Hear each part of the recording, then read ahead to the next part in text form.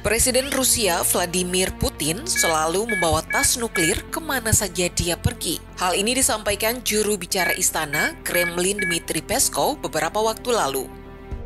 Tak hanya itu, stasiun televisi pemerintah Rusia Zvezda menunjukkan tas kerja Presiden Vladimir Putin untuk pertama kalinya. Tas yang dikenal sebagai Cheget ini berisi tombol untuk memerintahkan serangan nuklir setiap saat yang bisa memicu perang nuklir. Cheget memiliki kode kunci dan di bawah pengawasan sepanjang waktu. Presiden Putin dapat mengirim kode izin kepada pasukan rudal strategis Rusia untuk memberi perintah guna meluncurkan serangan senjata nuklir terhadap musuh.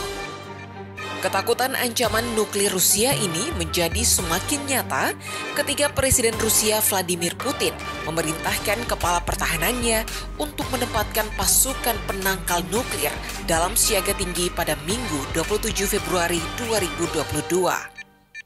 Putin menuduh Barat mengambil langkah-langkah tidak bersahabat terhadap negaranya dalam konflik Rusia versus Ukraina. Уважаемые коллеги, вы видите, что западные страны предпринимают не только Moskwa diketahui memiliki gudang senjata nuklir terbesar kedua di dunia dan sejumlah besar rudal balistik yang membentuk tulang punggung pasukan penangkal negara itu. Lantas, bagaimana sebenarnya kekuatan nuklir Rusia? Senjata perang yang banyak dikhawatirkan sejumlah negara yaitu nuklir. Banyak negara mengembangkan senjata nuklir karena memiliki daya hancur yang sangat besar. Dari banyak negara yang mengembangkan, salah satunya Rusia yang kini sedang berseteru dengan Ukraina dan negara NATO Amerika. Diberitakan Rusia memiliki gudang senjata nuklir terbesar di dunia dengan 6.257 armada. Ini termasuk 527 rudal balistik antar benua atau ICBM. Rudal balistik yang bisa diluncurkan dari kapal selam dan alat pembom strategis.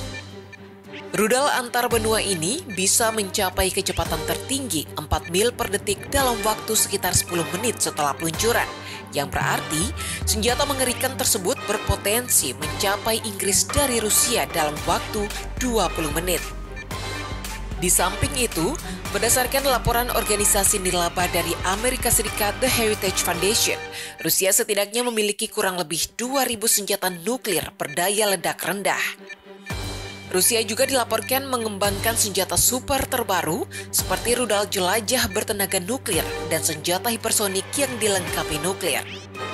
Sebagai bahan dari peningkatan kekuatannya di sekitar Ukraina, kini Rusia telah mengerahkan rudal hipersonik berkemampuan nuklir ke wilayah Kaliningrad yang berbatasan dengan negara anggota NATO, Polandia, dan Lituania. Sebelumnya dalam sebuah pernyataan, Putin tak tanggung-tanggung bakal melancarkan serangan nuklir jika Ukraina bergabung dengan negara aliansi NATO. Ancaman itu disampaikan secara halus kepada blok Barat. Lalu, apa yang terjadi jika tombol nuklir ditekan Putin?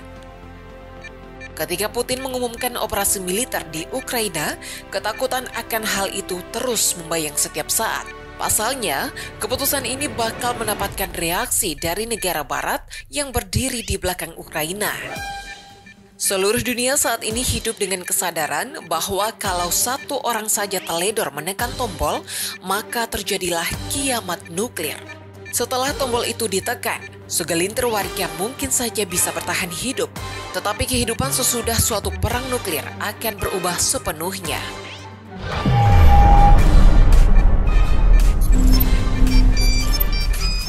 Berikut adalah beberapa hal yang akan terjadi usai perang nuklir. Pertama, turun hujan hitam pekat. Beberapa saat setelah ledakan bom atom nuklir, turun hujan lebat yang terdiri dari bulir-bulir berminyak pekat berwarna kehitaman dan dapat membunuh manusia.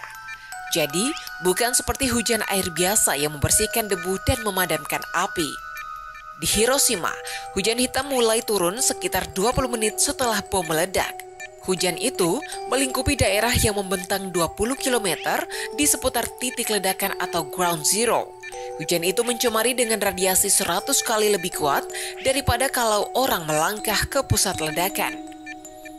Kota-kota di sekitar Hiroshima terbakar hingga menyedot oksigen dari para korban yang sudah sekarat karena kehausan. Kedua, denyut elektromagnetik padamkan daya listrik. Ketika terjadi ledakan nuklir, muncullah denyut radiasi elektromagnetik yang dapat mematikan sistem listrik atau bahkan semua jaringan listrik di seluruh negeri. Dalam sebuah uji nuklir, denyut yang dihasilkan oleh ledakan itu sedemikian kuatnya sehingga melumpuhkan lampu-lampu jalan, perangkat televisi, dan telepon dalam rumah hingga jarak 1.600 km dari pusat ledakan. Jika suatu bom dirancang untuk menyebar denyut elektromagnetik untuk berdampak pada 400 hingga 480 km di suatu negara sebesar Amerika Serikat, maka jaringan daya listrik di seluruh negeri akan lumpuh. Jadi setelah ledakan bom, listrik akan padam. Kulkas-kulkas menyimpan makanan akan mati dan data pada setiap komputer akan terhapus. Yang paling parah, fasilitas penyulingan air bersih akan berhenti sehingga warga kehabisan pasokan air bersih. Ketiga, kabut asap halangi sinar matahari. Api yang melingkupi setiap sasaran bom nuklir akan menghasilkan asap jelaga yang beracun. Muncullah awan asap pada 15 meter di atas permukaan bumi. Ukuran awan itu pun semakin membesar sambil melarung di hembus angin hingga menutupi seluruh permukaan planet dan menghalangi pemandangan ke langit. Selama beberapa tahun pertama, ketika kita melangkah keluar rumah, maka matahari tidak terlihat bersinar. Yang tampak hanyalah awan-awan hitam yang menghalangi cahaya. Keempat, sobeknya lapisan ozon. Kehidupan sesudah ledakan bom atom tidak bisa seluruhnya kembali normal. Setahun setelah hantaman bom, beberapa proses yang diakibatkan oleh atmosfer yang tercemar mulai melubangi lapisan ozon. Hal itu akan menjadi petaka. Dunia pun dihujam terpaan sinar ultra-ungu atau ultraviolet atau UV. Tanaman-tanaman di seluruh dunia akan mati dan setiap bentuk kehidupan yang berhasil menyintas akan berjuang menghadapi mutasi DNA mereka.